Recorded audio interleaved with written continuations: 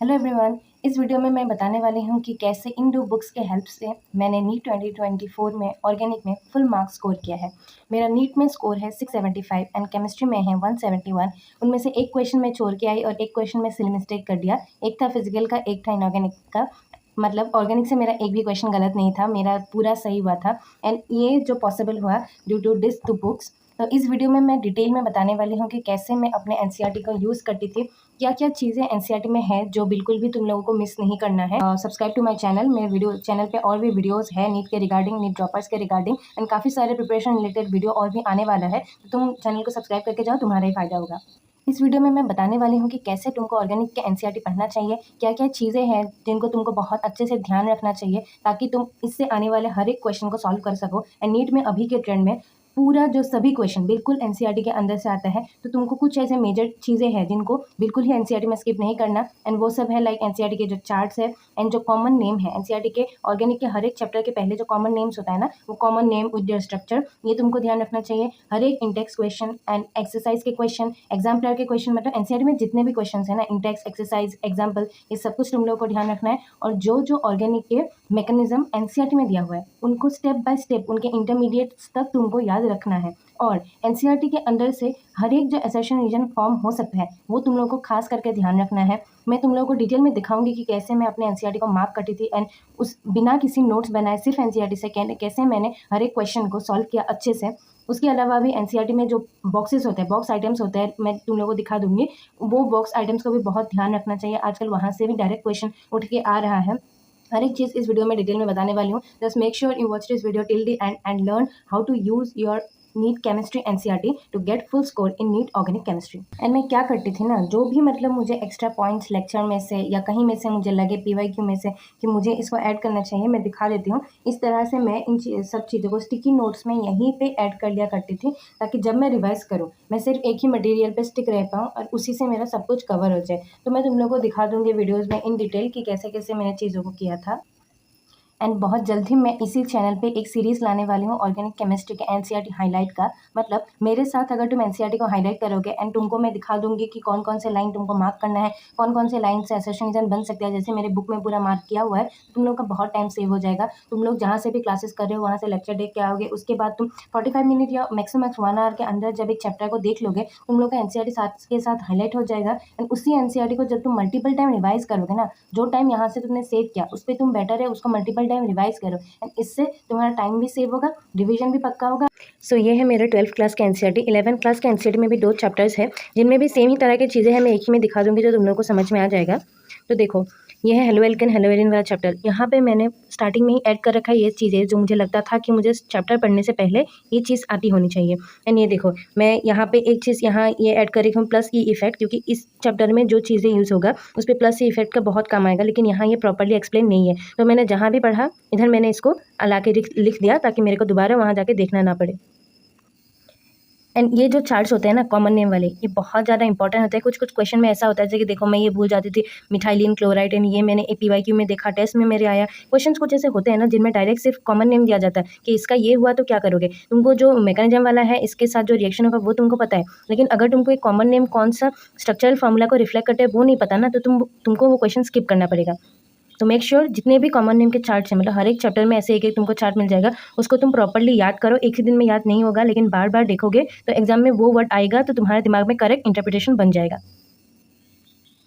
ये देखो, dipole moment का ऑर्डर ये पीवाईक्यू में आया हुआ है। तो मैंने ये जो चार्ट है ना, चार्ट में जो उथल पुथल दे रखा हुआ है, मैंने इसको एक डीएम ऑर्डर में, मतलब डायपोल मोमेंट ऑर्डर में यहाँ कन्वर्ट कर लिया। ये पीवाईक्यू में आया हुआ है एंड शायद इस बार ये नीट में भी आया था, मैं भूल गई इस बार नीट में या सीयूटी में कहीं तो ये आया था। ये देखो, यहाँ भी मैंने एक्स्ट्रा जो मुझे इन रिएक्शन से कुछ एक्स्ट्रा निकालना होता तो मैं साथ में ही उनको लिख लेती कि ईल्ड किस में ज़्यादा होता है, ZnCl2 का यूज़ कहाँ होता है, ऑर्डर क्या होता है डिग्री में, ये सारा चीज़ मैं यहाँ लिख के रखी। ये जो हंट्स-डिकर रिएक्शन, ये वाला रिएक्शन, रस्टिंग प्रोसेस, ये सब बाल्शेमेन रिएक्शन, ये एनसीईआरटी में नहीं है, लेकिन टीचर इतना कराते हैं, मुझे लगा इंपॉर्टेंट है तो मैंने यहाँ लिख लिया, क्योंकि ये हेलोजन एक्सचेंज रिएक्शन है एंड इसके साथ वाली रिएक्शन यहाँ दिया हुआ है। इसी तरह तुमको चीज़ों को ऐसे मैप करना पड़ेगा ताकि एंड में तुम आके ना इनको बहुत कम टाइम में रिवाइज कर पाओ।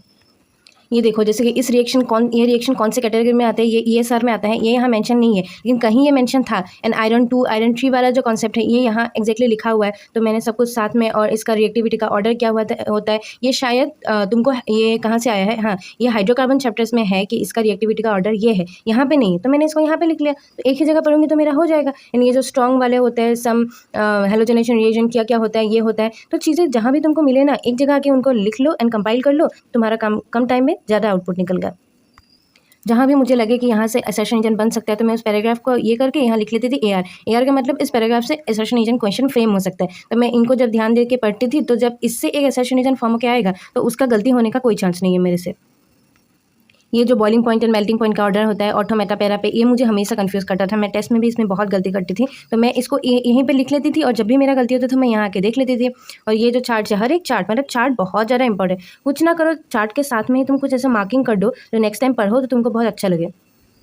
हर एक चैप्टर में कुछ स्पेशल चार्ट हो रहा है, जैसे कि इस चैप्टर का हेलो एल्केन हेलो एल्केन का ये रिएजन वाला चार्ट, ये बहुत ज़्यादा मतलब इंपॉर्टेंट है, यहाँ से बहुत क्वेश्चंस फ्रेम होते हैं, असर्शन रीजन भी बनते हैं AGCN वाले, और जो होते हैं ना वो AGCN KCN वाला कॉन्सेप्ट, इसमें असर्शन रीजन बन सकता है कि इसमें क्या बनेगा, कौन नहीं बनेगा, क्यों नहीं बनेगा, हर एक चीज़ जो NCERT के टेक्स्ट में एक्सप्लेन है ना वहाँ से एक स्टेटमेंट बेस्ड क्वेश्चन या फिर एक असर्शन रीजन क्वेश्चन फॉर्म होना मतलब हो सकता है। तुमको हर एक चीज़ में ध्यान देना पड़ेगा, तभी तुम जाके ये बोल सकते हो कि हाँ मेरा सभी ऑर्गेनिक के क्वेश्चन सही हुए।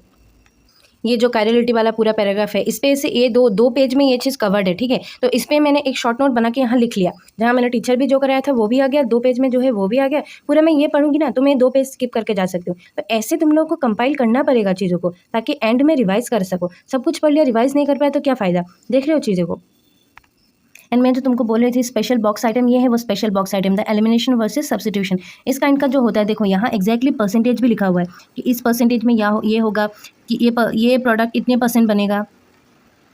इससे मुझे जो बल्कियर न्यूक्लियोफाइल वाला कॉन्सेप्ट यहाँ समझाया गया था ना फिगर में, ये फिगर मैंने समझा एंड इसको मैंने यहाँ लिख लिया, देख रहे हो, मतलब फिगर को भी मैं टेक्स्ट में कन्वर्ट कर रही हूँ, चार्ट को भी मैं टेक्स्ट में कन्वर्ट कर रही हूँ, क्योंकि एग्जाम में आने वाले तो टेक्स्ट ही है ना, तो ऐसे तुमको करना पड़ेगा।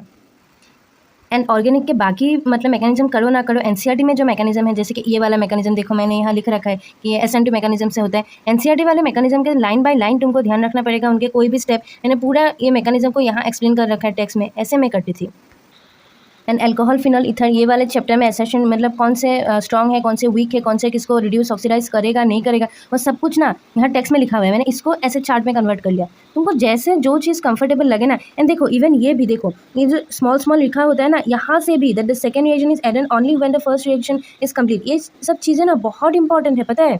यहाँ से भी क्वेश्चन स्टेटमेंट बेस्ड फॉर्म हो सकता है कि दोनों रिएजेंट को साथ में मिला दिया या फिर एक खत्म होने के बाद दूसरे को मिला है, तो इतना ध्यान से मतलब देखो, ये metallic hydrogenation give better yield, उसके साथ मैंने सिंबल भी ऐड कर दिया, तो ये चीज़ मेरे दिमाग में ज़्यादा कम टाइम में मतलब स्टोर होगा। ये देखो ये टेक्स्ट में लिखा हुआ है, that is alcohol is less acidic than water except methanol. ये चीज़ कितना इंपॉर्टेंट है, देखो तुम लोगों को तो पता ही है ना, alcohol is less acidic than water, but ethanol के केस में ये अलग होता है, समझ रहे हो। तो ये टेक्स्ट में लिखा हुआ है, ये इतना इंपॉर्टेंट मुझे लगा ना, तो मैंने उसको इधर एक्स्ट्रा से हाईलाइटर से लिख लिया। ऐसे कुछ चीज़ें होंगे जो एंड में तुमको लगेगा मुझे अभी भी याद नहीं है, तो उसको तुमको जितना ज़्यादा इंपॉर्टेंट ना उतना ज़्यादा अच्छे से तुमको लिखना पड़ेगा। देखो मतलब मैं स्टार्स भी लगाया करती थी, देखो यहाँ 3 स्टार लगाए हुए ना, मतलब ये बहुत ही ज़्यादा इंपॉर्टेंट है। ये कहाँ से क्या होता है, इसका नाम क्या है, सोडियम फिनॉक्साइड, फिनॉक्साइड बोल जाती थी, ये बेस क्या है, एक्वस लेना पड़ता है, ये क्या लेना पड़ता है, ये एक्वस जो है ना ये टेक्स्ट में लिखा हुआ है, तो मैं देखो ये टेक्स्ट में एक्वस लिखा हुआ है, यहाँ मैंने एक्वस को ले लिया, तो ऐसा मतलब इतना भी डिटेल में नहीं पढ़ोगे तो भी चलेगा, लेकिन मैंने किया था, कुछ भी कमी मतलब मैंने नहीं छोड़ा था। देखो ये यहाँ तक NCERT में दिया हुआ है, लेकिन ये जो चीज़ें हैं ना ये टेक्स्ट में है कि जो फिनॉल होता है वो सबसे ज़्यादा एसिडिक होता है, उसके बाद मिथेनॉल आता है, उसके बाद वाटर आता है। ये चीज़ें ना ये 3 जो पेज है इसके अगल बगल में इनमें दिया हुआ है, तो मैंने क्या किया इसी ऑर्डर के साथ साथ इसको भी लिख लिया, तो मेरा पूरा एसिडिक स्टैंड का ऑर्डर एक ही जगह हो गया। इससे तुम 10 MCQ 4 MCQ फॉर्म कर दो, तुमको क्या है जितने भी कर लो, तुमको तो आता ही है ना। एंड उसके साथ साथ मैंने रीज़न भी लिख लिया, देखो ये एसिडिक का जो रीज़न होता है ना, because of the stability of order of conjugate base, ये भी मैंने साथ में लिख लिया। देखो तो मेरा बचा क्या, कुछ भी नहीं बचा। इस तरह से तुमको चीज़ों को इनकॉर्पोरेट करना पड़ेगा एक ही इंसाइट में, तब जाके तुम बोल पाओगे कि हाँ सिर्फ NCERT से मेरा इतना अच्छा स्कोर आया।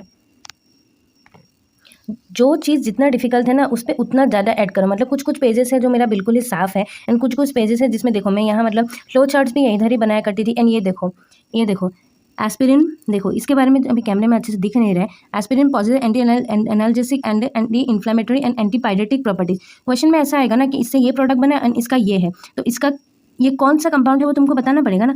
अब वो ड्रग वाला कौन सा चैप्टर तो हट गया, लेकिन यहाँ से अगर ये क्वेश्चन आ जाए तुमसे तो वो क्वेश्चन छूट जाएगा, लेकिन जिसने एनसीईआरटी को इस तरह से पढ़ा है ना उसका कैसे छूट सकता है। देखो ये कहाँ था, ये वो ड्रग वाले चैप्टर में था, वो चैप्टर हट गया, लेकिन यहाँ से ये स्टेटमेंट उठ के आ सकता है। फिर तुम लोग बोलोगे कि ये तो चैप्टर हट गया, नहीं ये यहाँ मेंशन था।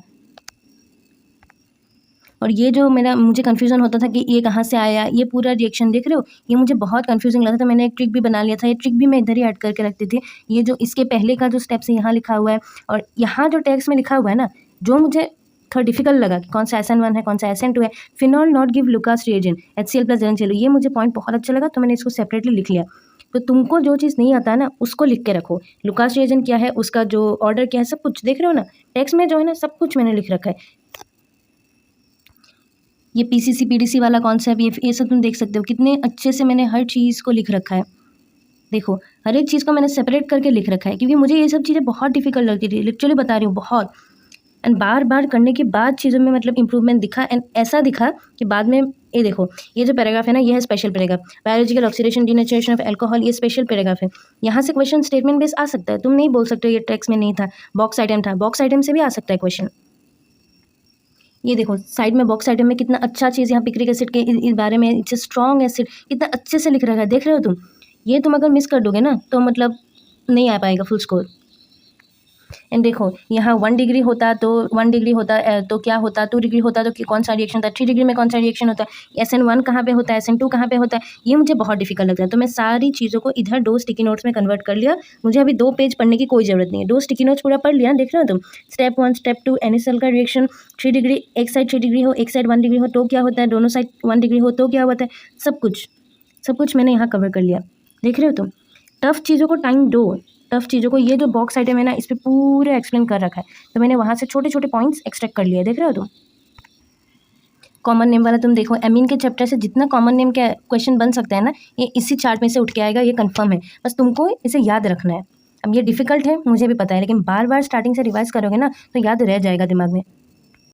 इसी तरह से जो बायोमोलिक्यूल वाले चैप्टर में लास्ट का मतलब ये अमीनो एसिड वाला चार्ट है, ये मुझे बहुत डिफिकल्ट लगता था, देख रहे हो पूरा चार्ट को मैंने बार बार, और यहाँ मैंने एक निमोनिक्स भी बना के रखा है, एसेंशियल अमीनो एसिड का, VIP हॉल में TT, इस तरह से मैं चीज़, ये क्वेश्चन शायद आया था एसेंशियल अमीनो एसिड वाला, शायद ये आया था इस बार, मैं एक्जैक्टली भूल गई हूँ कौन सा आया था कौन सा नहीं आया था। और ये गैस वाला ग्लाइसिन एलानिन सीरीज़ के लिए कौन सा एप्टिकली एक्टिव है नहीं है, तो देख रहे हो ना हर चीज़ को मतलब कितना डिटेल में मैंने किया हुआ है। अब सब कुछ तो मैं एक ही वीडियो में नहीं दिखा सकती हूँ, तो अच्छा लगा तुमने अगर वीडियो को एंड तक यहाँ तक देखा, you are very interested and तुमको ये पूरा कॉन्सेप्ट समझ में आया, मतलब NCERT से कैसे तुम पूरा आउटपुट निकाल सकते हो, तो चैनल को सब्सक्राइब करके जाना। एंड बहुत जल्दी मैं जो सीरीज़ लाने वाली हूँ ऑर्गेनिक केमिस्ट्री का, उससे तुम लोग का बहुत हेल्प होने वाला है।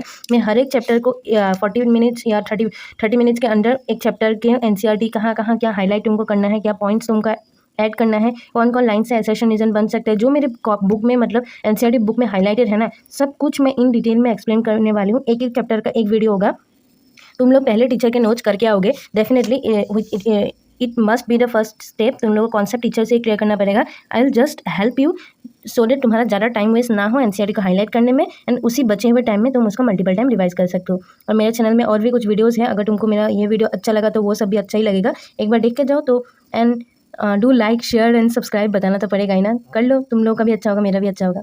And thank you very much.